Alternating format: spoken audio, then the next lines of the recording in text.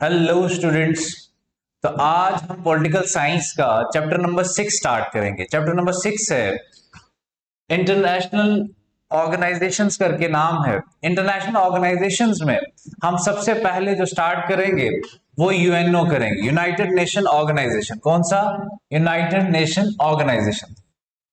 Sir, united nation organisation जो है वो कब बना, उसका क्या ऑब्जेक्टिव है, उसका क्या काम है, यूएनओ से पहले कौन सा इंटरनेशनल ऑर्गेनाइजेशन था, ये सारी चीजें पढ़ेंगे। जैसे हमें पता है कि स्टार्टिंग में वर्ल्ड वार वन हुई।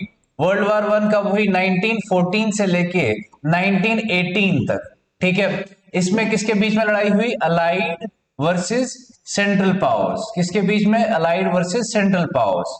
ठीक है, उसके बाद जब कुछ लीडर्स ने, जब ये वर्ल्ड वार वन खत्म हुई, कुछ लीडर्स ने मिलके बोला कि यार देखो, वॉर से कुछ अचीव नहीं किया जा सकता, वॉर से डिस्ट्रक्शन होती है, वॉर से जो है लॉस ऑफ लाइव्स होता है।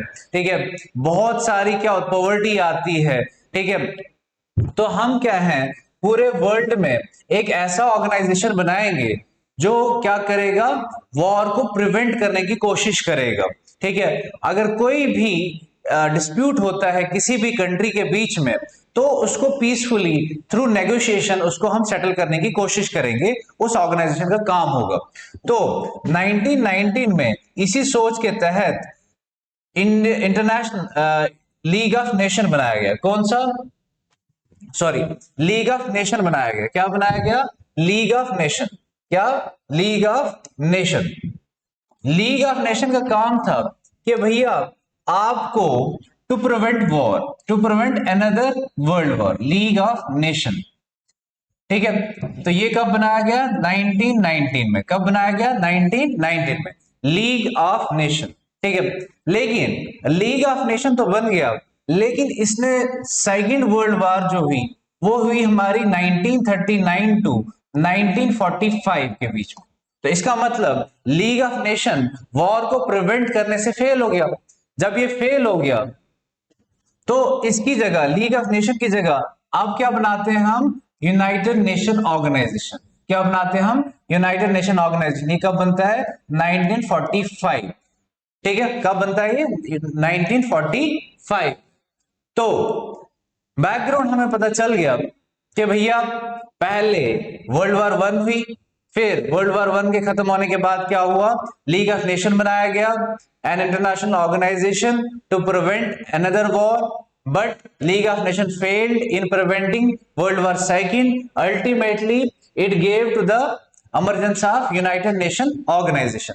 ठीक है, 1945 में बनाया गया। ठीक है, अच्छा, लेकिन अब इसके बनने में, इसको इवॉल्व होने में टाइम लगा। वॉर चल रही है, आपकी वॉर कब चल रही है? वर्ल्ड वॉर सेकंड चल रही है। ठीक है, 1939 टू 45 के बीच में। लेकिन साथ ही साथ क्या चल रहा है? नेगोशिएशन चल रही है। साथ ही साथ क्या चल रहा है? मीटिंग्स चल रही है कि हम क्या बनाएंगे, कि ऐसा ऑर्गेनाइजेशन बनाएंगे जो वॉर को रोकेगा, जो पूरे वर्ल्ड में पीस की बात करेगा, जो वर्ल्ड में अगर कोई भी डिस्प्यूट होता है तो उसको थ्रू नेगोशिएशन हम उसको सेटल करने की कोशिश करेंगे। तो सबसे पहले 1941 अगस्त में अटलांटिक चार्टर साइन किया गया। किसने साइन किया? यूएस के प्रेसिडेंट फ्रैंकलिन डी रोजवेल्ट ने और British prime minister Winston S Churchill ने। फिर आहिस्ता आहिस्ता अगले साल 1942 में 26 अलाइड नेशन, देखो अलाइड नेशंस कौन से? जिसमें यूएसए है, यूएसएसआर है, आपका फ्रांस है। ठीक है, ये अलाइड नेशन जो है क्या कर रहे हैं? किसके खिलाफ लड़ रहे थे? एक्सिस के खिलाफ। ठीक है, तो जो अलाइड नेशंस हैं ये मिलते हैं कहां पे? अमेरिका की कैपिटल वॉशिंगटन डीसी। ठीक है, तो इन्होंने भी किसको सपोर्ट किया? अटलांटिक चार्टर को, जो कब साइन हुआ था? 1941 में साइन हुआ था। सर सिंपल, पहले अटलांटिक चार्टर दो कंट्रीज ने साइन किया, फिर उसके बाद डिक्लेरेशन बाय यूनाइटेड नेशन ये साइन किया गया 26 अलाइड कंट्रीज ने। कब किया? 1942 में। फिर उसके बाद 1943 में तेहरान कॉन्फ्रेंस हुई। ठीक है, आपने याद रखना किसके बीच में हुई? ये थ्री पावर्स के बीच में, यूएस, ब्रिटेन और सोवियत यूनियन। सोवियत यूनियन मतलब यूएसएसआर। फिर 1945 में याल्टा कॉन्फ्रेंस हुई। क्या हुई? Yalta conference. आपने याद रखनी है ये। देखो वहां पूछ सकते हैं याल्टा कॉन्फ्रेंस कब हुई, वहां ये पूछ सकते हैं कि जो द बिग थ्री, ये जो कॉन्फ्रेंस हुई ये किस किस के बीच में हुई थी? तो ये हुई थी यूएसए के बीच में, यूके के बीच में और यूएसएसआर के बीच में, रोजवेल्ट, चर्चिल और स्टालिन। ठीक है, इन्होंने बोला कि हम क्या बनाएंगे, यूनाइटेड नेशन कॉन्फ्रेंस बनाएंगे। ठीक है, कॉन्फ्रेंस बुलाई ताकि हम क्या बना लें, एक वर्ल्ड ऑर्गेनाइजेशन बनाए। Simple, Atlantic charter. Atlantic charter को 26 अलाइड कंट्रीज ने क्या किया, साइन किया। इसको बोला गया डिक्लेरेशन बाय यूनाइटेड नेशन। उसके बाद 1943 में तेहरान कॉन्फ्रेंस 3 कंट्रीज के बीच में, याल्टा कॉन्फ्रेंस 3 कंट्रीज के बीच में। ठीक है, फिर इसी साल 1945 अप्रैल मई में एक और कॉन्फ्रेंस होती है, किसके किसके ऊपर, इंटरनेशनल ऑर्गेनाइज, कि भैया हमने इंटरनेशनल ऑर्गेनाइजेशन बनाना है, कहां पे, सैन फ्रांसिस्को। फिर अल्टीमेटली 26 जून 1945 में यूएन चार्टर को साइन किया जाता है। किसको? यूएन चार्टर को। यूएन चार्टर यूएन का कॉन्स्टिट्यूशन समझ लो। क्या समझ लो? यूएन का कॉन्स्टिट्यूशन, जिसके तहत यूएनओ काम करता है। कितनों ने साइन किया? सर 51 कंट्रीज ने। कितने? 51 कंट्रीज। तो लास्ट जो करने वाली थी साइन वो कौन थी? पोलैंड। याद रखना है, Poland became the 51st country to sign the UN Charter on October 15, 1945। ऐसे साइन कब हुआ था? 26 जनवरी 1945। लेकिन पोलैंड ने कब साइन किया इसको? अक्टूबर 15 को। तो अगर कोई पूछेगा कि जो हमारा यूएन चार्टर है इसके फाउंडिंग जो मेंबर्स हैं वो कितने हैं, तो टोटल 51। तो लास्ट कौन सा है? पोलैंड। बस इतना आपने याद रखना है। फिर अल्टीमेटली ये यूनाइटेड नेशन कब बना? सर 24 अक्टूबर 1945। ये बहुत इंपॉर्टेंट है, 24 अक्टूबर याद रखना है। 24 अक्टूबर क्यों? क्योंकि इस दिन हम क्या बनाते हैं? यूएन डे बनाते हैं। क्या बनाते हैं? यूएन डे, मतलब यूनाइटेड नेशन डे। इस दिन फाउंड हुआ था।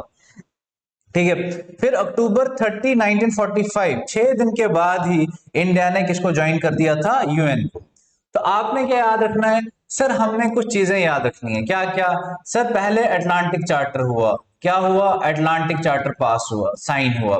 किन कंट्रीज ने किया? 2 कंट्रीज ने। कौन कौन सी? यूएस और यूके ने।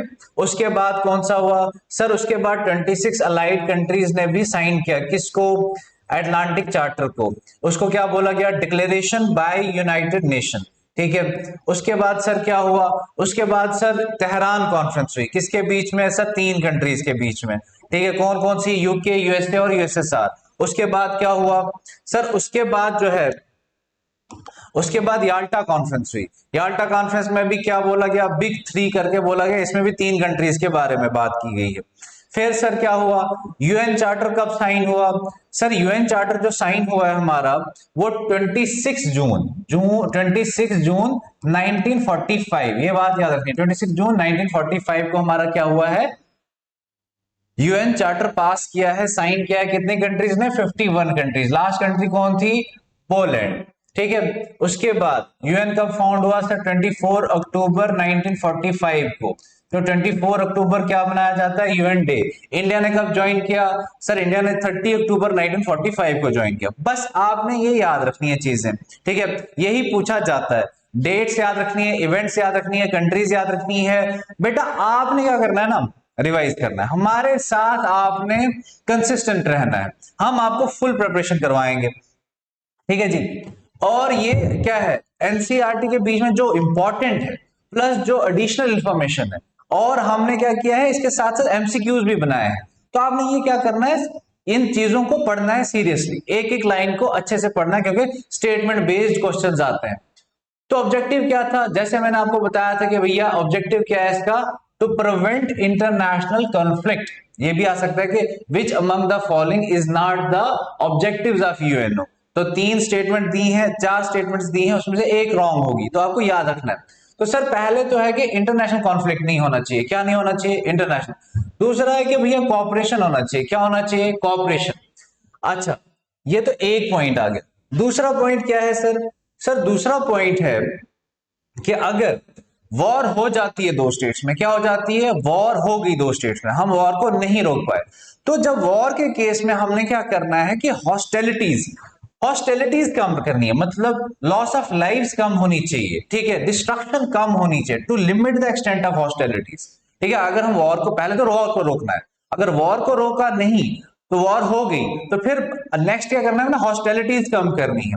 सर तीसरा क्या है इसका, सर तीसरा ये है कि कंट्रीज वॉर क्यों करती है। मेन इंपॉर्टेंट बात है कि कंट्रीज वॉर क्यों करती है। सर कंट्रीज इसलिए वॉर करती हैं, बोला जाता है एक लाइटर मोड में, कि जमीन, जर और जन, तीन चीजों पर लड़ाई होती है, टेरिटरी, मनी और क्या बोलते हैं ये लड़कियां या लेडीज बोलते हैं इसको, ठीक है। तो इन तीन चीजों पे लड़ाइयां होती हैं, ठीक है। अब ये दो चीजें दे दो इनको। ये देखो आपने देखा होगा इंडिया में क्या हुआ था कि इंडिया में ब्रिटिश क्यों आए थे, क्योंकि यहाँ पे बहुत सारे रिसोर्सेज थे, ठीक है, मतलब वेल्थ थी, यहाँ पे सोने की चिड़िया कहा जाता है, ठीक है। फिर कभी कभी दूसरी कंट्री पे कब्जा किया जाता है फॉर टेरिटरी, के लैंड हमें ज्यादा, जैसे चाइना जो एक्सपैंड कर रहा है, मतलब उसकी एक्सपेंशन पॉलिसी है, तिब्बत को इसने कैप्चर किया, फिर ताइवान को करना चाहता है, फिर साउथ जो सी चाइना है उसके ऊपर जाना चाहता है, साउथ चाइना सी, वहां जाना चाहता है, ठीक है। तो ये होता है एक्सपेंशन वाली पॉलिसी, ठीक है, कि लैंड हमें कैप्चर करना है। फिर रिसोर्सेज, जैसे हमने देखा कि यूएसए जो था, यूएसए हमारा इराक में क्यों गया, ठीक है, इराक में गया कि भैया वहां पे वेपन्स ऑफ मास डिस्ट्रक्शन है, लेकिन वहां वेपन्स ऑफ मास डिस्ट्रक्शन कुछ नहीं था, वहां पे क्या था, ऑयल रिसोर्सेज थे, क्या थे, ऑयल रिसोर्सेज। तो अल्टीमेटली फिर सद्दाम हुसैन को हरा दिया गया, और वहां पे क्या ले आए, पपेट गवर्नमेंट, क्या ले आए, पपेट गवर्नमेंट। पपेट गवर्नमेंट वो गवर्नमेंट होती है जो यूएसए के इशारों पे चलेगी, ठीक है, ताकि यूएस को एक्सेस मिल जाएगा किसका, रिसोर्सेज का, ठीक है। ऐसे चीजें चलती हैं, ठीक है। तो तो सर तीसरा पॉइंट यही है कि कॉन्फ्लिक्ट हो ही रहा है कि किसकी वजह से, कि अगर सोसाइटी में क्या ना हो, डेवलपमेंट ना हो, इकोनॉमिक डेवलपमेंट ना हो, तो उससे कॉन्फ्लिक्ट आता है। कोई अगर ज्यादा, जैसे कोई अगर ज्यादा रिच है, तो कोई बहुत ज्यादा पुअर है, एक ही सोसाइटी में रह रहे हैं, तो पॉवर्टी कहीं ना कहीं क्या करती है, मजबूर करती है एक इंसान को गलत चीजों की तरफ लेने में, क्राइम कर रहा है वो, उसके बाद रॉबरी कर रहा है वो। लेकिन अगर हम उसको एजुकेशन दें, अगर उस बच्चे को, उस लड़के को हम क्या दें, उस सोसाइटी को हम क्या दें, उस ग्रुप को क्या दें, हम एजुकेशन दें, हम उसको इतना इंपावर कर दें कि वो खुद अपनी अर्निंग करे, तो वो रॉबरी करेगा नहीं। इसी तरह से ये कहा गया है कि हर एक कंट्री की इकोनॉमिक डेवलपमेंट कर दो, क्या कर दो, इकोनॉमिक डेवलपमेंट, ताकि दूसरी कंट्री जो है उस पर कैप्चर ना करे। जैसे मैंने आपको बताया था, एक इन्होंने तो बोला इकोनॉमिक डेवलपमेंट कर दो, क्या कर दो, इकोनॉमिक डेवलपमेंट, इतनी डेवलपमेंट कर दो कि दूसरी कंट्री इस पे कब्जा नहीं कर पाए। एक हमने पढ़ा था न्यूक्लियर डेटरेंस, क्या पढ़ा था, न्यूक्लियर डेटरेंस, कि भैया दूसरी कंट्री हम पे क्या ना करते, अटैक ना कर दे, न्यूक्लियर अटैक ना कर दे, तो हम भी न्यूक्लियर बनाते हैं। तो ये किस केस में हुआ, चाइना, इंडिया और पाकिस्तान के केस में। चाइना के देखते हुए इंडिया ने न्यूक्लियर बॉम्ब्स बनाए, तो इंडिया को देखते हुए पाकिस्तान ने बॉम्ब्स बनाए। लास्ट क्लास में हमने पढ़ा था कब इन्होंने किया था न्यूक्लियर बॉम्ब्स ये test, sir nuclear test India ने 1998 में किया था, और पोखरान में, और पाकिस्तान में भी 1998 में चिगाई हिल्स में किया था। कहां पे, चिगाई हिल्स में, ठीक है। तो इसी तरह से आपने चीजें याद रखनी है, ठीक है। तो तीन इसके ऑब्जेक्टिव्स हैं मेन। तो तीसरा ऑब्जेक्टिव ये है कि सोशल इकोनॉमिक डेवलपमेंट करवा दो, सभी कंट्रीज की क्या करवा दो, सोशल इकोनॉमिक डेवलपमेंट। अब जैसे सीबीएसई वाले बच्चों को, या जो भी स्टेट बोर्ड्स के बच्चे हैं, मोस्टली सीबीएसई वाले, उनको क्या रहता है कि कभी कभी एमसीक्यूज में कोटेशंस पूछ ली जाती हैं कि भैया बताओ ये कोटेशन किसने लिखी है। तो इसमें कुछ दो चीजें इंपॉर्टेंट है, ठीक है, दो कोटेशंस। एक दी है हमारी डैग हैमर स्कॉजोल्ड, ठीक है, ये हमारे क्या थे, यूएन के सेकंड सेक्रेटरी जनरल थे, ठीक है। अगर वहां पे पूछा जाए कि ये जो इंसान है ये कौन है, तो आपने लिखना है, वहां पे ऑप्शन दिए होंगे, डैग हैमर्स जोल्ड, ठीक है, ये जो है यूएन के सेकंड सेक्रेटरी जनरल है, ठीक है। और इन्होंने क्या कहा है, सर ये यूनाइटेड नेशन बनाया गया है इस वर्ल्ड को क्या बनाने के लिए, हेवन बनाने के लिए नहीं, जन्नत बनाने के लिए नहीं, स्वर्ग बनाने के लिए नहीं, बल्कि यूएन का काम है कि ये जो वर्ल्ड है ये क्या ना बन जाए, हेल ना बन जाए, नरक ना बन जाए, बस इसलिए हमने ये बनाया। क्या समझे sir? United nation was not created to take humanity to heaven, कि इंसानियत को हमने जन्नत तक लेके नहीं जाना, but to save it from hell, कि भैया ये कहीं हेल ना चले जाए, मतलब कहीं हम सारी की सारी इंसानियत क्या ना बन जाए, किसकी तरफ ना चले जाए, जहन्नम की तरफ, नरक की तरफ। तो ये किसने कहा है सर? ये सेकंड सेक्रेटरी जनरल थे, ठीक है, यूएन के, उन्होंने कहा, टैग ने कहा। इसी तरह से jaw jaw is better than war war, ये किसने कहा है सर? Winston S Churchill. ये कौन थे? ये सर ब्रिटिश के प्राइम मिनिस्टर थे, ठीक है। इन्होंने कहा जॉ जॉ जॉ, हमारा जो ये जॉ है जिससे हम बात करते हैं, ठीक है, तो बात करना इज बेटर देन वॉर, ठीक है, मतलब जॉ जॉ मींस नेगोशिएशन, ठीक है, नेगोशिएशन इज बेटर देन, या डायलॉग इज बेटर देन किससे? वॉर से। तो आपने याद रखनी है ये कोटेशन किस किसने दी थी। अच्छा सर जी, उसके बाद अब यूनाइटेड नेशन ऑर्गेनाइजेशन, देखो आज के लेक्चर में मोस्टली हम किसके बारे में बात करेंगे? यूएनओ के बारे में बात करेंगे, इसकी कंपोजिशन के बारे में बात करेंगे, ठीक है। फिर नेक्स्ट लेक्चर में हम इसके रिफॉर्म्स के बारे में बात करेंगे कि भैया इसमें क्या क्या रिफॉर्म्स आने चाहिए, क्या क्या डिमांड है रिफॉर्म्स की, ठीक है। तो सर कंपोजिशन और स्ट्रक्चर, सर 2011 तक इसके कितने मेंबर्स हैं सर? 193 मेंबर्स हैं। कितने? 193 मेंबर्स हैं सर। इसके बहुत सारे ऑर्गन्स हैं। क्या हैं इसके? बहुत सारे ऑर्गन्स हैं। मेन ऑर्गन्स कौन कौन, जिनको हम प्रिंसिपल ऑर्गन्स कहते हैं, अगर उन्होंने पूछा कि भैया कितने और जो ऑर्गन्स हैं वो यूनाइटेड नेशन के प्रिंसिपल ऑर्गन्स हैं, तो हमारे पास कितने हैं? 6 हैं। 6 मेन ऑर्गन्स हैं यूनाइटेड नेशन के। सर कौन कौन से? सर यूएनओ में एक जनरल असेंबली है, एक सिक्योरिटी काउंसिल है, एक इकोनॉमिक एंड सोशल काउंसिल है, एक ट्रस्टीशिप काउंसिल है, ठीक है। सर इन जो 5 ये जो ऑर्गन्स हैं ये कहां पे बेस्ड हैं? इनके सर हेडक्वार्टर हैं कहां पे? न्यूयॉर्क, मतलब अमेरिका में। कहां पे? अमेरिका में, यूएस में, ठीक है। इन 5 प्रिंसिपल ऑर्गन्स का हेडक्वार्टर या ऑफिस कहां पे है? न्यूयॉर्क। बचा सिक्स जो है इंटरनेशनल कोर्ट ऑफ जस्टिस है। क्या है? International court of justice. International court of justice जो है इसका कहां पे है? ये सर हेग में। हेग कहां पड़ा? नेदरलैंड में। कहां पे?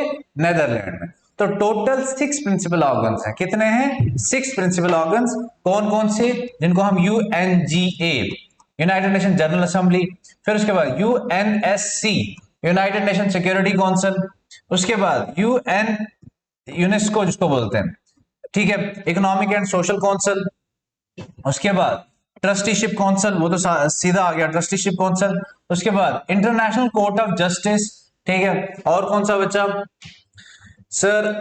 1 2 3 4, एक तो आ गया ना जनरल असेंबली, एक आ गया सिक्योरिटी काउंसिल, यूनेस्को, उसके बाद ट्रस्टीशिप काउंसिल, कितना? एक आ गया सेक्रेटरीट। क्या? इसका एक सेक्रेटरीट भी होता है। क्या होता है? सेक्रेटरीट, जहां पे इसका मेन फंक्शन काम होता है। देखो हर एक क्या होता है? हर एक ऑफिस का सेक्रेटरीट होता है जो उसका क्या करता है? सारा का सारा पेपर वर्क करता है। तो अब ये पढ़ेंगे सर। सबसे इंपॉर्टेंट जो है इसमें, सबसे इंपॉर्टेंट अगर कोई ऑर्गन है यूएनओ का तो वो कौन सा है? Security council. कौन है sir? Security council. Sir security council के टोटल मेंबर्स कितने होते हैं? 15 होते हैं। कितने? 15। लेकिन इसमें जो 5 हैं वो परमानेंट होते हैं। जो 5 होते हैं वो क्या होते हैं? परमानेंट। क्या होते हैं वो? परमानेंट। रहे 10 वो क्या होते हैं? टेम्परेरी होते हैं। क्या होते हैं वो? टेम्परेरी या नॉन परमानेंट होते हैं, ठीक है। सर परमानेंट कौन कौन से हैं? यूके है, यूएसए है, फ्रांस है, रशिया है और चाइना है। सर इनके पास स्पेशल क्या होता है सर? वीटो पावर होती है। क्या होती है? वीटो पावर, ठीक है। ये बहुत ज्यादा पावरफुल होती है ये P5। किसी भी डिसीजन को अगर एक भी कंट्री ने, सपोज कश्मीर, इंडिया और पाकिस्तान में वॉर चल रही है। क्या चल रही है? इंडिया और पाकिस्तान में वॉर चल रही है, ठीक है। इंडिया और पाकिस्तान में वॉर चल रही है तो हमने क्या करना है? सपोज इन्होंने एक डिसीजन लिया कि पाकिस्तान को क्या किया जाएगा? पाकिस्तान को समझ लो वॉर क्रिमिनल माना जाएगा कि भैया इसने वॉर स्टार्ट की। यूके भी मान रहा है कि इसने वॉर स्टार्ट की, यूएसए भी मान रहा है, फ्रांस भी मान रहा है, रशिया भी मान रहा है कि किसने वॉर स्टार्ट की पहले? पाकिस्तान। तो इसको क्या होना चाहिए, पनिशमेंट होनी चाहिए। पनिशमेंट क्या मिलती है, सैंक्शंस लगती हैं, ठीक है, तो इसको सैंक्शन लगाई जाए।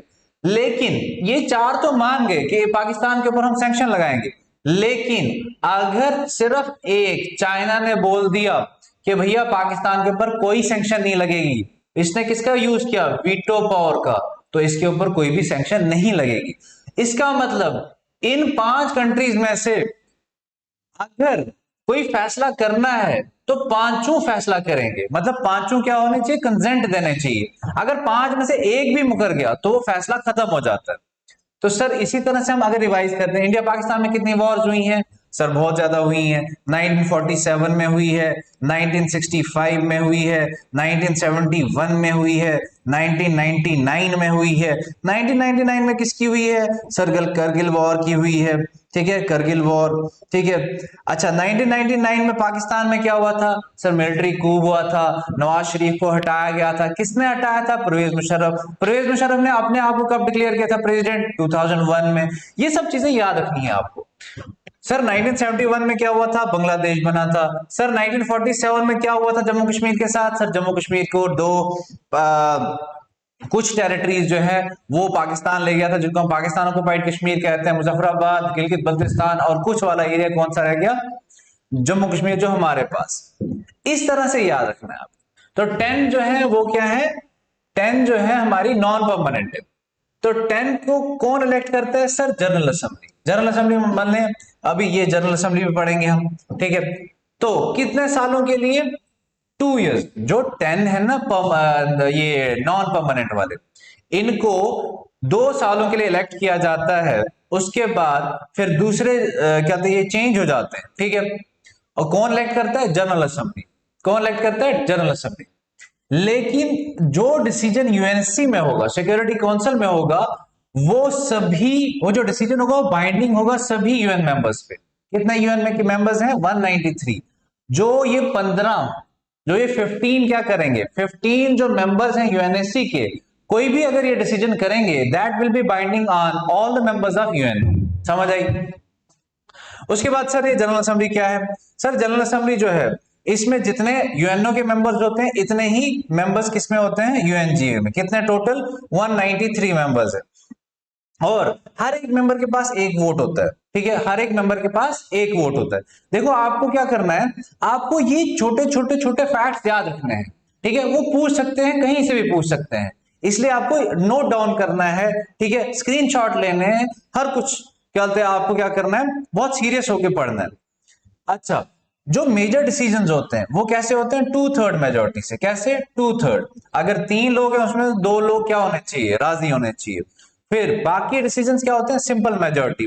सिंपल मेजोरिटी क्या हुआ, मोर देन हाफ। अगर 50 है तो 26, क्या अगर 26 जो है वो विलिंग है तो वो डिसीजन हो जाएगा।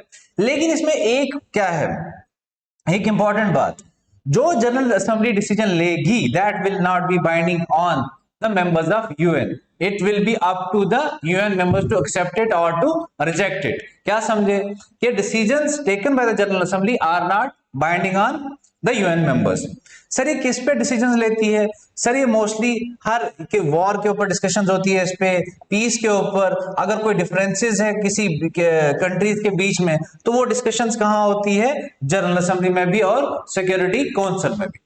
सर ये सेक्रेटरीट क्या है, सर सेक्रेटरीट जो है, सेक्रेटरीट का काम क्या है, डे टू डे वर्क को क्या करना, carry out. Day to day work किसका, यूएन का, ठीक है। यूएन का जो भी काम होता है वो कौन करता है, सारा सेक्रेटरीट, ठीक है। अच्छा, उसके बाद ये मेन का काम करता है कि भैया स्टाफ सर्विसिंग। ये इस सेक्रेटरीट में जो है, जो स्टाफ होता है वो ऑलमोस्ट हर एक कंट्री से आया होता है, ठीक है। इसमें हर एक कंट्री का एक एक कोई मेंबर होते ही होते हैं, इसका स्टाफ होते ही होते हैं, ठीक है।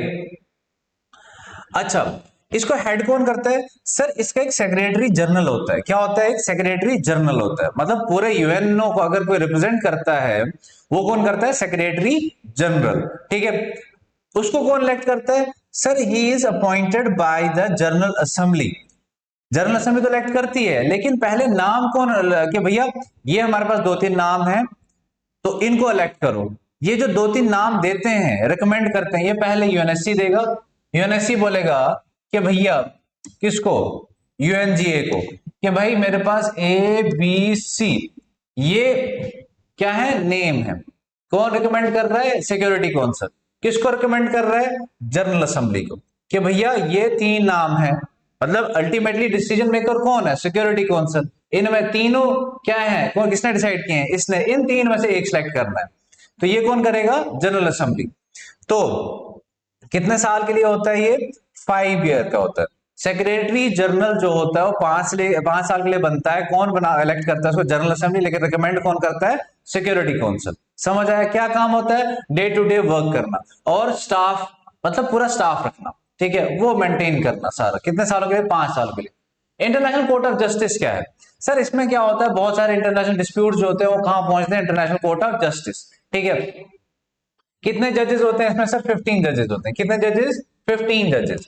टोटल कितने, सर ये पूरा आपने क्या करना है, बस आपने ये जो मटेरियल है जो बनाया गया है, पीपीटीज बनाई गई हैं, ये आपने क्या कर लेनी है, अच्छे से पढ़ लेनी है। इससे बाहर कोई भी एमसीक्यू नहीं आएगा, ठीक है। 99% मैं आपको क्या कर देता हूं, गारंटी देता हूं।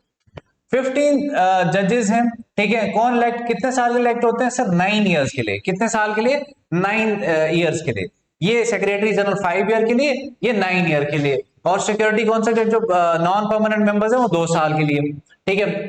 अच्छा, 9 ईयर्स के लिए बाय एब्सोल्यूट मेजोरिटी। इसमें भी एब्सोल्यूट मेजोरिटी चाहिए, किसकी, जनरल असेंबली में भी और सिक्योरिटी काउंसिल में भी, ठीक है। जनरल असेंबली में भी और सिक्योरिटी काउंसिल, मतलब 15 जजेस will be elected both by the security council and general assembly by absolute majority।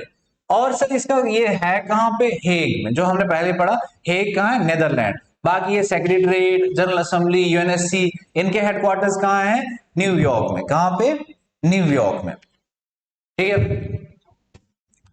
अच्छा, अभी कौन है सर सेक्रेटरी जनरल, अभी बहुत इंपॉर्टेंट है।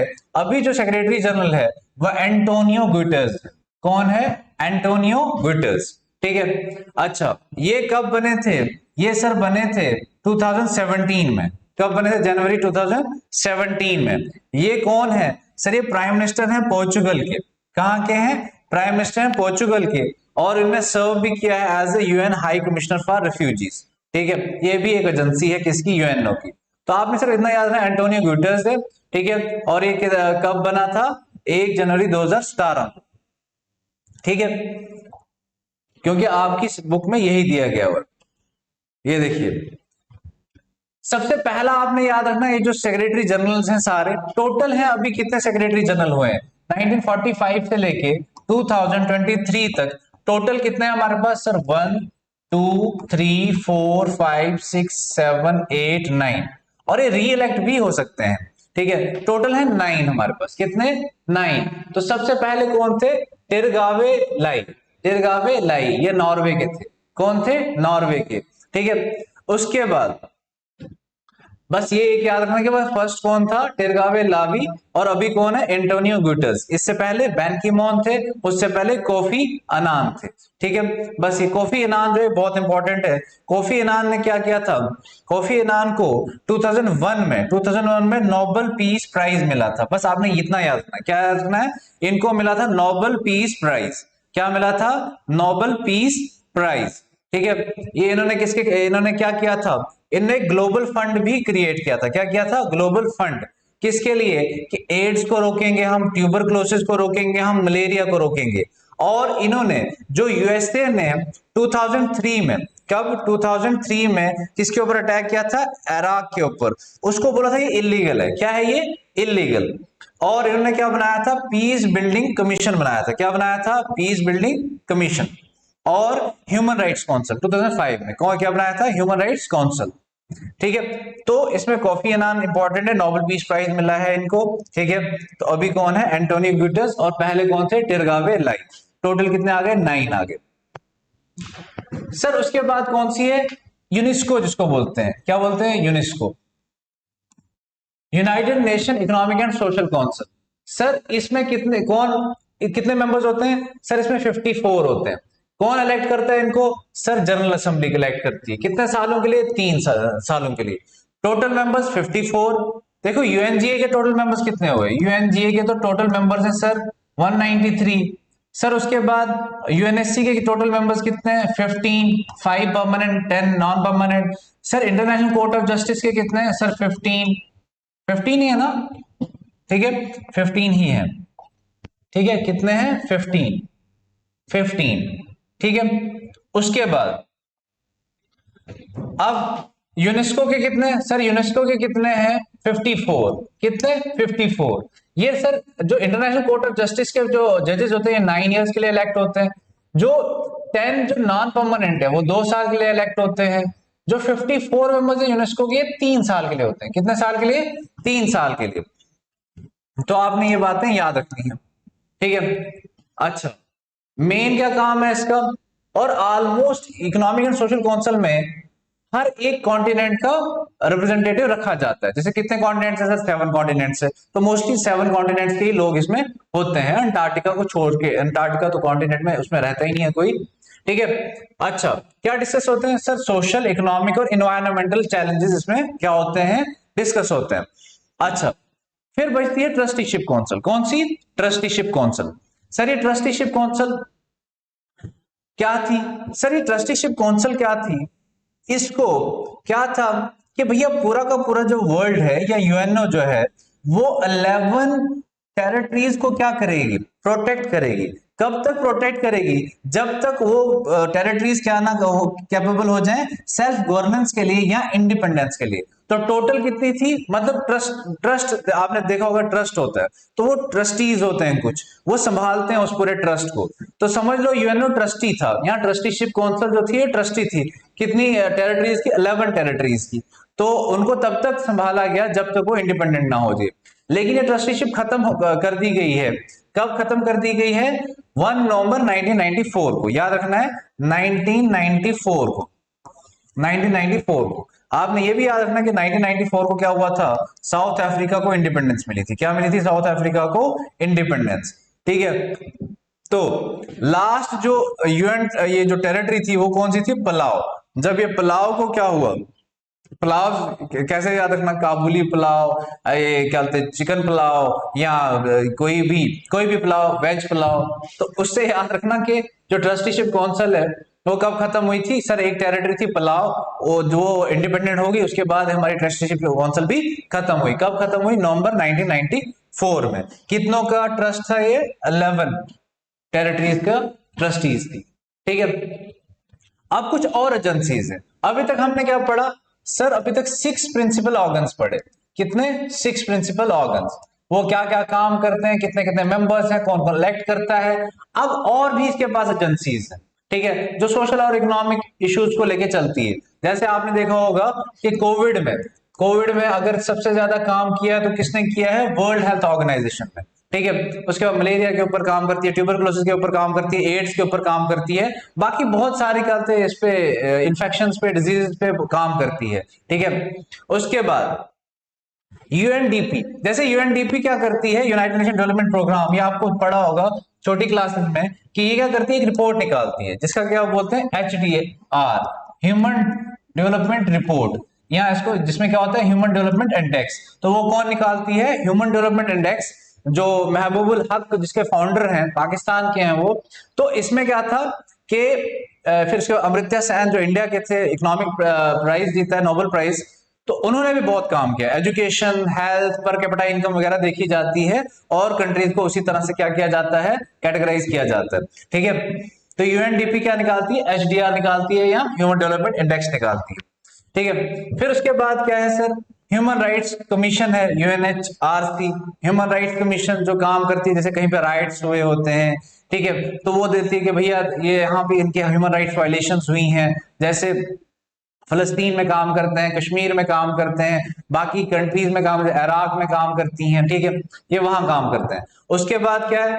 High commission for refugees. जैसे मैंने आपको कल ही बताया रिफ्यूजीज का कि भैया जैसे क्या है, जो रोहिंग्याज हैं, कौन है? रोहिंग्याज कहां से आ रहे हैं सर? म्यांमार से आ रहे हैं। ठीक है, कहां की तरफ आ रहे हैं सर? बांग्लादेश की तरफ आ रहे हैं। ठीक है, और बहुत सारे जो रोहिंग्याज हैं वो कहां आ चुके हैं? इंडिया भी आ चुके हैं। ठीक है, तो ये रिफ्यूजीज होते हैं। इनको कौन देखता है? इनको एक प्रॉपर कार्ड इशू होता है। क्या होता है? कार्ड। कौन इशू करता है? UNHCR, United nation high commission for refugees, ये आपने याद, रिफ्यूजीज, ठीक है। जैसे आपका बांग्लादेश जब क्राइसिस हो रहा था तो 1971 में, तो बहुत सारे वहां से भी क्या आ गए थे, माइग्रेंट्स आए थे, या रिफ्यूजीज कह लो। रिफ्यूजीज वो लोग होते हैं जिनका क्या होता है, एक कंट्री में सर्वाइवल क्या हो जाता है, मुश्किल हो जाता है, उनको लाइफ का थ्रेट होता है, ठीक है, तो वहां से किसी और कंट्री में शिफ्ट कर जाते हैं, माइग्रेट कर जाते हैं। इसी तरह से चिल्ड्रंस फंड है, ठीक है, ये चिल्ड्रन के ऊपर फोकस करता है। फिर यूनेस्को, आप तो यूनेस्को क्या है, educational, scientific and cultural organisation, ठीक है। अच्छा, उसके बाद कुछ हम क्या पढ़ेंगे, कुछ ऐसे ऑर्गेनाइजेशंस पढ़ेंगे जो इंटरनेशनल ऑर्गेनाइजेशंस हैं, ठीक है। अभी तक हमने कौन कौन से पढ़े सर? बहुत सारे पढ़े सर। कौन कौन से? सर हमने पढ़ा यूएनजीए, क्या पढ़ा? यूएनजीए। फिर उसके बाद क्या पढ़ा हमने? Economic and social council, social and economic council, ठीक है। उसके बाद हमने पढ़ा UNSC, United nation security council, international court of justice, trusteeship council, ठीक है। और कौन सा बचा? 1 2 3 4 5, एक और बच रहा है। इंटरनेशनल कोर्ट ऑफ जस्टिस हो गया आपके पास, ट्रस्टीशिप काउंसिल हो गया, सिक्योरिटी काउंसिल हो गया, सोशल एंड इकोनॉमिक काउंसिल हो गया, यूएनजीए। एक और है, मुझे नहीं याद आ रहा, आप बताएं कौन सा वाला है, सिक्स्थ वाला, ठीक है। अच्छा, उसके बाद क्या होता है? हाँ, सेक्रेटरीट, सिक्स्थ है आपका सेक्रेटरीट। तो सेक्रेटरीट क्या है? सेक्रेटरीट मेन है, ठीक है, सेक्रेटरी जनरल होता है। इसी तरह से फिर उसके बाद हमने बहुत सारे क्या पढ़े, एजेंसीज पढ़ी। जैसे कौन सी एजेंसीज हैं जी? जो ह्यूमन राइट्स कमीशन है, फिर उसके बाद हाई कमीशन फॉर रिफ्यूजीज है, ठीक है। फिर उसके बाद साइंटिफिक, एजुकेशनल, कल्चरल ऑर्गेनाइजेशन है। इसी तरह से अब हम पढ़ेंगे वर्ल्ड बैंक। क्या पढ़ेंगे? ये भी एक इंटरनेशनल, ये इकोनॉमिक वाला है। कौन सा वाला? इकोनॉमिक, ठीक है। इकोनॉमिक ऑर्गेनाइजेशन है, इंटरनेशनल ऑर्गेनाइजेशन, जैसे आईएमएफ है, इंटरनेशनल मॉनेटरी फंड, ठीक है। मैंने आपको बताया इंटरनेशनल मॉनेटरी फंड और वर्ल्ड बैंक को क्या बोलते हैं? ब्रिटेन वुड्स इंस्टीट्यूशन बोलते हैं, हैम्पशायर में है ये, अमेरिका में, ठीक है। सर वर्ल्ड बैंक का क्या काम है? सर वर्ल्ड बैंक को बनाया गया है 1944 में। कब बनाया गया है? 1944 में। याद रखना, वर्ल्ड वार खत्म, सेकेंड वर्ल्ड वार खत्म होने से एक साल पहले। कब? 1944 में, ठीक है। उसके बाद क्या काम, इसका फोकस क्या था? डेवलपिंग कंट्रीज के ऊपर। किसके ऊपर? Developing countries. और ह्यूमन डेवलपमेंट करवानी है। क्या करवानी है? ह्यूमन डेवलपमेंट, जैसे एजुकेशन, हेल्थ, एग्रीकल्चर, उसके बाद rural development, irrigation, rural services. अब आप लास्ट लेक्चर में मैंने आपको ये भी पढ़ाया था कि इंडिया और पाकिस्तान में क्या हुई थी, एक ऐसी ट्रीटी हुई थी जिसमें वर्ल्ड बैंक ने बहुत पार्ट प्ले किया था। कौन सी ट्रीटी है? हिंट देता हूं मैं, 1960 में ट्रीटी थी, ठीक है। तो बेटा ऐसे आपने क्या करना है? लर्न करना है, ठीक है। एनवायरमेंटल प्रोटेक्शन के ऊपर बात होगी। वही ये मतलब मोस्टली ये क्या करती है, ये जो इंफ्रास्ट्रक्चर के ऊपर बात करती है, और एजुकेशन के ऊपर, ह्यूमन डेवलपमेंट के ऊपर बात करती है। किसके ऊपर? ह्यूमन डेवलपमेंट के ऊपर, ठीक है। उसके बाद जैसे ये है आपका एंटी करप्शन के ऊपर भी बात करती है, डेवलपमेंट ऑफ लीगल इंस्टीट्यूशंस के ऊपर बात करती है, ठीक है। अब क्या है उसके बाद? It is often criticised for setting the economic agenda of the poorer nations, attaching stringent conditions to its loans and forcing free market reforms। ये जब भी किसी को लोन देती है तो इस पे ये क्रिटिसाइज किया जाता है कि अगर किसी डेवलपिंग कंट्री को ये लोन देती है, जैसे इंडिया ने भी लोन लिया था आईएमएफ और वर्ल्ड बैंक में। कब लिया था? 1991 में। क्यों? क्योंकि उस टाइम इनके पास, इंडिया के पास क्या खत्म हो गया था? फॉरेक्स खत्म हो गया था। फॉरेक्स मतलब डॉलर खत्म हो गया था, फॉरेन करेंसी खत्म हो गई थी।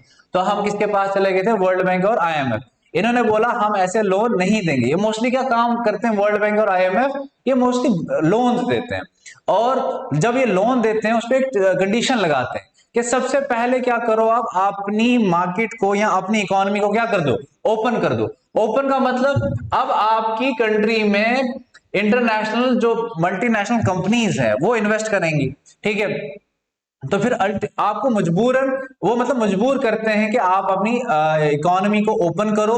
किसके लिए? हमारी मार्केट बनाने के लिए। अल्टीमेटली हो किसका फायदा रहा है? डेवलप्ड कंट्रीज का ही फायदा हो रहा है, और हमें क्या मिल रहा है बदले में? लोन मिल रहा है। और उसके ऊपर इंटरेस्ट भी देना है, उसमें भी इन्हीं का फायदा हो रहा है। ठीक है, तो ये सारा जो कैपिटलिज्म का सिस्टम है ये यही लोग चला रहे हैं, वर्ल्ड बैंक, IMF वगैरह। तो इसी ने सबके ऊपर, क्योंकि किसकी सुपरमेसी है, डॉलर की सुपरमेसी है, और डॉलर की सुपरमेसी पूरे वर्ल्ड ट्रेड में है। ठीक है, और ये डॉलर कौन देता है, वर्ल्ड बैंक देता है। ठीक है, तो इस पे यही क्रिटिसिज्म है कि ये क्या करता है, ये कंट्रीज को जब भी लोन देता है तो उनको बोलता है कि अपनी मार्केट क्या कर दो, ओपन कर दो। तो आपने याद रखना वर्ल्ड बैंक कब बना, 1944। ठीक है, लोन देता है, लोन पे क्या कंडीशन होती है कि अपनी मार्केट को या अपनी इकोनॉमी को ओपन करो। फिर है वर्ल्ड ट्रेड ऑर्गेनाइजेशन, इसका लोगो देख लेना है, ये लोगो है इसका। ये क्या काम करता है सर, ये भी एक इंटरनेशनल ऑर्गेनाइजेशन है जो काम करता है रूल बनाने का, कि ग्लोबल ट्रेड, ट्रेड क्या हुआ, buying and selling of goods, कि भैया इंटरनेशनली वो ट्रेड कैसा होगा उसके बारे में क्या बनाता है, रूल्स बनाता है। कब बना था सर, 1995। देखो आपका वर्ल्ड बैंक कब बना सर, वर्ल्ड बैंक बना हमारा 1944 में। कब बना, 1944। कैसे याद रखना है, वर्ल्ड वार सेकंड खत्म होने से पहले एक साल। ठीक है, फिर 1995 में, 1995 कैसे याद रखोगे, 1994 में साउथ अफ्रीका को मिली क्या, इंडिपेंडेंस। तो इसी तरह से इसके एक साल के बाद, अगर आपको ये याद है, तो एक साल के बाद क्या बन गया, WTO। लेकिन WTO के कैसे बना था, पहले इसको बोला जाता था GATT, general agreement on trade and tariff. General agreement on trade and tariff, tariff मैंने आपको बताया जो बैरियर्स होते हैं, टैक्स बैरियर्स होते हैं जो दूसरी कंट्री लगाती है एक्सपोर्ट और इंपोर्ट पे। ठीक है, अच्छा कितने मेंबर्स हैं सर, 164। ठीक है, कब का डेटा, 2016 का। टोटल मेंबर्स कितने सर, बनाया गया है 1995 में, टोटल मेंबर्स हैं 164। कितने, 164। लेकिन नो डाउट सारे डिसीजन 164 ही लेते हैं, लेकिन डोमिनेंट कौन रहता है इसमें, US, European union. European union कब बना था, याद रहना चाहिए, 1992 को बना था। ठीक है, उसके बाद यूएस का फ्री हुआ था 1776 में। तो ऐसे याद करना है आपको। उसके बाद जापान, ये जो मेजर डिसीजन मेकर्स हैं, कौन कौन, यूएस, EU, जापान, ये मेजर डिसीजन मेकर्स हैं इसमें। ठीक है, फिर यहां पे डेवलपिंग कंट्री क्या करेगी, इनको क्रिटिसाइज करेगी WTO को, क्या कि भाई आपका जो प्रोसीजर्स हैं वो ट्रांसपेरेंट नहीं है, मतलब हमें पता ही नहीं होता आप क्या रूल बना रहे हो, कि क्यों बनाया है आपने रूल, कोई ट्रांसपेरेंसी नहीं है। और सारा का सारा किसको मिल रहा है इसमें, इसमें फायदा किसको मिल रहा है, डेवलप्ड कंट्रीज को। तो ये मतलब जो भी इंटरनेशनल ऑर्गेनाइजेशंस बनाई गई हैं, डेवलपिंग कंट्री उनको क्रिटिसाइज करता है कि भैया वो किसके बेनिफिट के लिए बनाई गई है, डेवलप्ड कंट्रीज के ऊपर, किसके लिए, डेवलप्ड कंट्रीज के लिए। उसी तरह से ह्यूमन राइट्स वॉच, ठीक है, तो ये किसके ऊपर वॉच रखेगी, ह्यूमन राइट्स के ऊपर। लेकिन ये क्या है, इंटरनेशनल NGO है, नॉन गवर्नमेंटल ऑर्गेनाइजेशन है। ठीक है, अच्छा ये किसके बारे में बात कर रहे हैं, ह्यूमन राइट्स के बारे में बात कर रहे हैं। ठीक है, अच्छा it is the largest international human rights organisation in USA।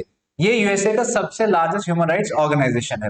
ठीक है, काम क्या है इसका, कि भैया कहीं पे भी ह्यूमन राइट्स वायलेशन हो रही है तो उसके पूरे वर्ल्ड में दिखाना, उसको ग्लोबल मीडिया पे दिखाना। ठीक है, कि क्या हो रहे हैं, ह्यूमन राइट्स अब्यूजेस हो रहे हैं।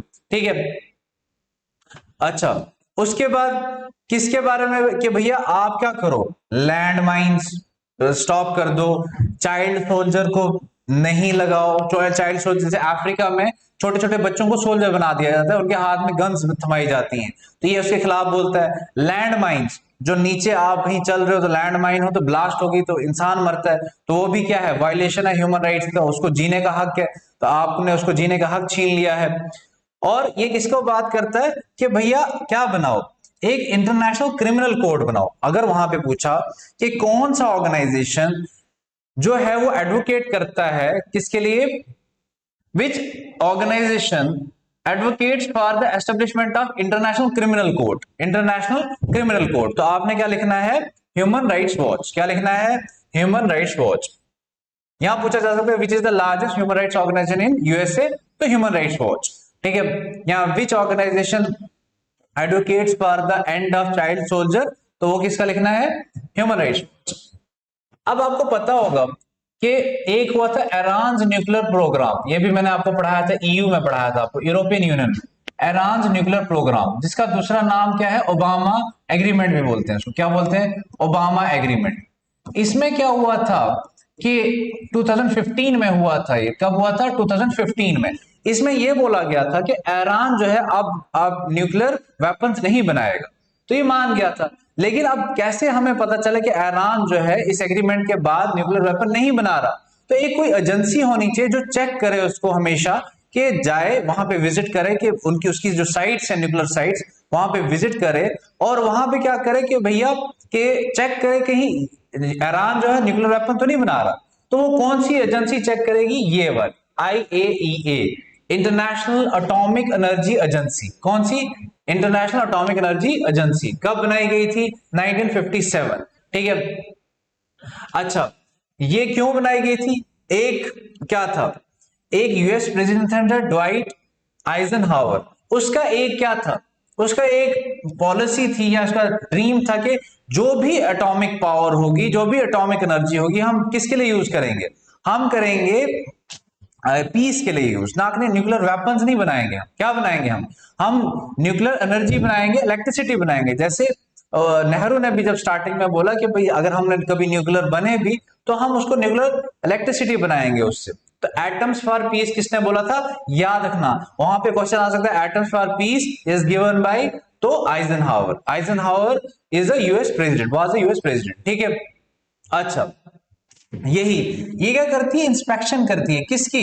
न्यूक्लियर फैसिलिटीज की, पूरे वर्ल्ड में। क्यों? कि भैया जो भी आपका है civil reactors are not being able, जो भी आप देखो, इनको एक न्यूक्लियर से जो अगर आपने इलेक्ट्रिसिटी बनानी है तो उसके न्यूक्लियर रिएक्टर्स चाहिए होते हैं। क्या चाहिए होते हैं? रिएक्टर्स। तो क्या ये चेक करती है कि जो सिविलियन रिएक्टर्स हैं वो कहीं यूज तो नहीं हो रहे मिलिट्री पर्पसेस के लिए, जो यूज होने चाहिए थे इलेक्ट्रिसिटी के, कहीं वो न्यूक्लियर वेपन्स के लिए तो नहीं यूज हो रहे। ये सारा का सारा इंस्पेक्शन कौन कर रहा है? IAEA। कब बना सर? 1957 में बना। कब बना? 1957। देखो आपको याद होगा नेटो कब बना? 1949 में। फिर सियाटो कब बना? 1954 में। फिर उसके बाद आपका सेंटो कब बना? 1955 में। इसी तरह से याद रखना IAEA कब बना? 1957। इसके 2 साल के बाद। कितने सालों के बाद? 2 सालों के बाद। तो क्या काम है इसका? कि कहीं सिविलियन जो रिएक्टर्स हैं वो न्यूक्लियर वेपन्स तो नहीं उससे बनते। एमनेस्टी इंटरनेशनल, ये भी एक एनजीओ है। जैसे ह्यूमन राइट्स वॉच एनजीओ था, ये भी एनजीओ है, इंटरनेशनल एनजीओ है। क्या है? International NGO. ये भी किसकी बात करता है? Protection of human rights. किसकी बात करता है? प्रोटेक्शन ऑफ ह्यूमन राइट्स की। ठीक है। वही कि हर कहीं क्या आना चाहिए? रिस्पेक्ट करने चाहिए किसके? ह्यूमन राइट्स, जो किसमें दिए गए हैं? Universal declaration of human rights. एक क्या है? Universal declaration of human rights. एक पूरा एक चार्टर है, एक पूरा एक डॉक्यूमेंट है। बोल रहे हैं कि जो राइट्स इसमें मेंशन्ड है वो पूरी की पूरी जो वर्ल्ड में कंट्रीज हैं वो इसको रिस्पेक्ट करनी चाहिए। ठीक है। वो किसके बारे में बात करती है? कि ह्यूमन राइट्स क्या है? इंटरडिपेंडेंट है और इंडिविजिबल है। आप, मेरा राइट जो है मैं किसी और को राइट वो बांट नहीं सकता। ठीक है। इंडिविजिबल है। क्या है ये? इंडिविजिबल। ये क्या निकालते रहते हैं? ये रिपोर्ट्स निकालते रहते हैं। ठीक है। मोस्टली गवर्नमेंट इसके साथ हैप्पी नहीं होती। जैसे इंडिया में भी एमनेस्टी इंटरनेशनल के ऊपर बहुत सारा क्या किया गया है, गवर्नमेंट ऑफ इंडिया ने एक्शन लिया है कि भैया ये गवर्नमेंट को बहुत ज्यादा अपोज करती है, तो इसको बहुत सारे क्या लगा दिए हैं, अब इसका काम करना यहाँ पे मुश्किल हो गया। ठीक है। क्यों? क्योंकि इसका क्या है, देखो, governments are not always happy with these reports since a major focus of Amnesty is the misconduct of the government authorities. कि भैया गवर्नमेंट क्या कर रही है? अपनी जो पावर है, अपनी जो उसको मिसयूज कर रही है। किसके? ह्यूमन राइट्स वायलेशन कर रही है। डायरेक्टली क्या बोलने की कोशिश कर रहे हैं ये एमनेस्टी इंटरनेशनल वाले, कि गवर्नमेंट जो है वो ह्यूमन राइट्स को वायलेट करती है, तो वो रिपोर्ट निकालती है और वो सारी रिपोर्ट जो ग्लोबल हो जाती है, तो उससे गवर्नमेंट की इमेज क्या होती है? थोड़ा सा झटका लगता है। ठीक है। लेकिन एक क्या है, ये रिपोर्ट जो है बहुत इंपॉर्टेंट पार्ट प्ले करती है रिसर्च में। किसमें? रिसर्च में। और किसका? ह्यूमन राइट्स में। किसमें? Human rights. तो याद रखना एमनेस्टी इंटरनेशनल की भी किसके बारे में बात करती है? Human rights. जैसे ह्यूमन राइट्स वॉच करता है।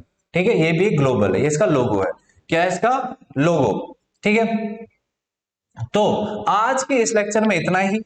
बाकी जो रेस्ट ऑफ द जो आपका हमारा चैप्टर है वो नेक्स्ट हम जो पार्ट 2 में वो हम उसको कंप्लीट करेंगे। आप अपनी जो है मेहनत वो जारी रखें, हार्ड वर्क करें और आराम से पढ़ें। ओके जी। कोई भी अगर डाउट है हमसे कमेंट सेक्शन में पूछें। इसका जो नोट्स है, इसके जो MCQs हैं, इसके जो भी आपका ये सारा कंटेंट जो है, लेक्चर, नोट्स, एमसीक्यूज, ये सारा हमारी कहां पे मिल जाएगा? संकल्प कॉम्पिटिटिव क्लासेस में। Thank you.